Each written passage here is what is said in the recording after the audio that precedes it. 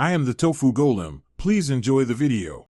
You begin by collecting what the issuer will ask for: your card, recent statement, and a government ID. Once done, open a secure network and pull up the issuer phone number on the card or their official app. Avoid numbers from email or unknown pages. Make sure you have the last 6 transactions and any disputed amounts written down.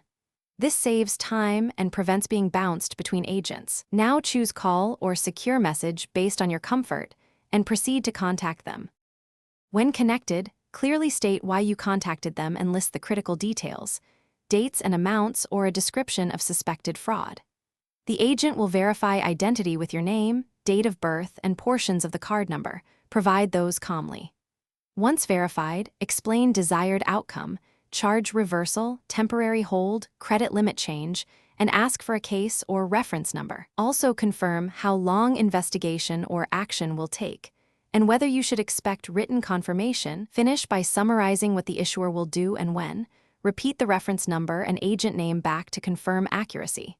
Once done, save any confirmation emails and set a calendar reminder for the promised date. Make sure to monitor your account and statements for the expected credit or action. If nothing changes by the deadline, call back, ask for a supervisor, and formally file a dispute. As a last resort, escalate to a regulatory complaint channel to resolve persistent failures. Thanks for watching. Consider subscribing if we helped you today.